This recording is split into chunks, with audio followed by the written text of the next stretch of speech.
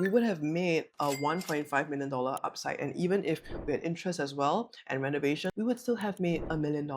That is a mistake that we made in the last 3 years. Is it time for you to buy a resale condo, a new launch, or a landed home? Let's say you have roughly a $4 to $5 million budget and you're thinking about the pros and cons between all of these product categories. Now, I can't go into a really deep dive today, but I just wanted to share some honest thoughts as a mama of four and someone who's been through a journey of buying a resale condo, now currently looking for my landed purchase, and somehow regretting my decision of the past. Now, as a mama of four, I'm sarahxmiracle, and you may have seen my content for my children. I'm also a realtor, and I want to help families make family-centric decisions so that the real estate transactions and real estate serves the purpose of the family and not for you to feel enslaved to a property that you either doesn't serve the purpose of your capital gain or doesn't serve the purpose of your own stay requirements. So I want to share a very, very powerful, just single slide today for your consideration. This is a very short video, and I want to show you what could have happened to me if we chose to instead move into either a new launch or a land purchase instead of choosing to buy a condo in a resale category. Now, if you look at this graph, the top line is actually representing our actual new launches, condo new launches in the RCR. All of these are RCR, and for the purpose of comparison, I'm only talking about 99-year leasehold properties for our condo category because that's what I bought into, and only freehold for our landed because that's obviously what we want to buy. If we're buying into landed, we're going to buy into freehold. At the time when we were thinking of what to buy, we were already renting, and we had the choice to buy new launches, but we were like, oh, the format is too small, it doesn't seem very livable. and at the time, the new launches in RCR were averaging 2,000 per square foot. Now, fast forward to 2025, the new launches this year are averaging at 2,007 PSF. You can see on this graph. And what do we have over here? We have this entire 30% uplift. If you had made, let's say, a decision in 2022, you would have had a 19.78% uplift on your property. But at that time, we could have bought in 2021. Okay, at the end of 2021, we could have bought a 2000 PSF. We could have even bought like freehold, like the Foret, okay, at Bukit Timah at the time, right, or Verdale, any one of these. Now, what did we actually do? Instead, at the time, we were prioritizing that we should choose one product to fulfill all the requirements, which means that we wanted something that could so-called give us capital gain, that could be livable, everything.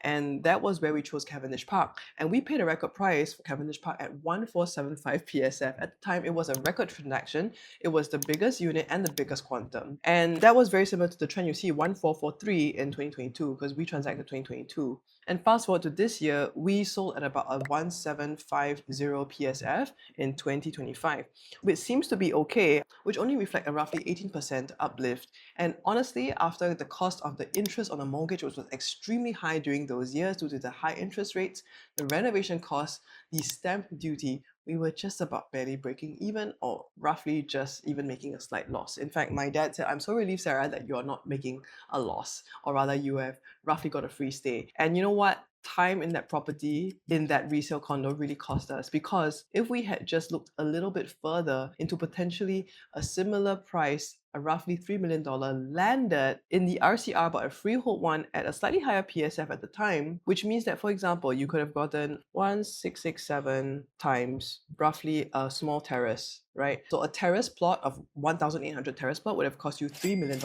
Okay, so $3 million terrace plot in the RCR, okay, it could be any location, which we didn't even realize was our option. We would be already up to a 2,000 on average PSF in the RCR. And in fact, the RCR has in certain locations already exceeded the CCR. I have a landed update I've done as well for you to watch. So in certain areas, you've even gone up to 2,500 PSF. So imagine if my 1,800 terrace was now selling at 2,500 PSF, we're up at $4.5 million.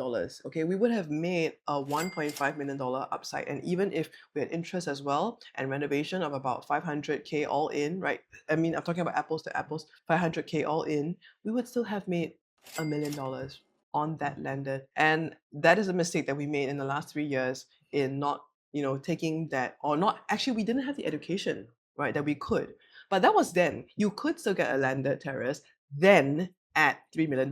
But what about now? That is going to be my next video, to compare whether or not you should be entering a new launch or a landed, because it's very clear that the resale category does not serve the purpose if you really want to seek true capital gain. And the real reason why the resale projects do not guarantee a capital gain is because the most capital gains are to be made when you have bought from the developer at launch, and then exit at the TOP. While I'm going to be doing another video to explain the property life cycle, I'm just going to go with you briefly that after the TOP phase, where all this emotional buying happens because people can see the unit, there's no more delayed gratification, they're willing to pay a premium price for a brand new, minimal renovation, ready to move in unit. However, at the resale phase, which means typically about 8 to 10 years after the launch, you do have a lot of different owners already in the game. You have the first, second, and third, especially because we used to have SSD of only 3 years. And you can have, for example, in this graph, let's say 1,100 PSF on this side, and you're paying in current day, you're paying 600 PSF higher than them. So if they wanted to sell at 1,000, 2,000, 3,000, 4,000, 5 PSF, they would still be making money. And you, having paid 1,700 PSF, for this particular property, you would want to sell at least for 2,000. You wouldn't want to let go for less. And so there comes that quandary. And that is why I am so concerned for all of us who are thinking that resale is always the best option. Now, then you're saying it's more about the livability, right? It's like, I can't live in a place that's so small. And that is why I need to also correct your mindset about rental. Right now, we're staying in a detached plot. Okay, there are 5 bedrooms plus a playroom plus a study room. Altogether, there's 7 rooms. There's no way I can buy this right now, but can I live in this? Can I afford to rent it? Yes, I can. And there are other options for you to consider the livability purpose, because livability can be sorted by rental. And anyway, the rental that you might pay for something that's of a really good location might be the equivalent of the interest that you're paying to a mortgage, which anyway you're going to be throwing money away at. So if I could turn back time, this is what I could have done. Number one, I could have either increased my budget to $3 million and compromise on location, look for something further out, get a landed terrace, and we would be up $1 million. So 2 options that I could have chosen that would have led me to great upside. Now, if I had chosen to buy a new launch at the time in 2021, because we actually delayed our purchase until 2022, if I had taken that, we would have made, let's say, on $3 million property, okay, so let's say 3 million divided by 2086, okay, we've gotten 1,400 unit, okay, so that same unit, 1438 times 2725 in current day standards, okay, let's not go there, let's maybe only put it up to 2006 because that's our 2024 gap. So let's say 1438, okay, times 2599. Remember, I paid $3 million. So let's talk about it. If I had bought a new launch at $3 million and I exited in 2004 at an average PSF of 2,600 PSF, I would have made $738,000 on that. I would have had no renovation costs. I would have had no property tax paid. I would have no MCST paid. And yes, I would have had a rental, but I could have rented somewhere for maybe like $5, $6, $7, $8,000, right? And that would still have been potentially less than my cost of the mortgage, because at some point I was paying $11,000 to $12,000 on a mortgage, and most of that was interest. So imagine that I wouldn't have had to pay all that property tax, MCST, and my mortgage would have been progressive payment. The calculation would have looked much more different, and I would not have had to have that 500K down, right, compared to what I already did for my resale condo because I had to renovate it, right? So I would have not had that renovation cost. So potentially my cost would be, including stamp duty, about $300,000+, which means that my total net out would have been at least $400,000 instead of the zero net profit that we basically made. We made zero net profit from selling our resale Cavendish Park beautiful penthouse, which was lovely to stay in, but honestly, we could have potentially rented something as well in that time. So in conclusion, this is a very short video. I want you to just ponder your thoughts right now and to know, number one, when you're making decisions right now, you have to know what is the cycle that we're in, both in the property life cycle, when you're on resale versus new launch, as well as the overall market cycle. And right now in our overall market cycle, there are different cycles that apply to different categories, and we have to look at that in such great detail so that we can make empowered decisions, because it's also depending on the particular region that you're in. So if you want to have a proper property consult and we can go through the details of the data and your actual situation, your portfolio, let's go through that. I'll be super happy to chat. Please don't make the mistakes that I did 3-4 years ago.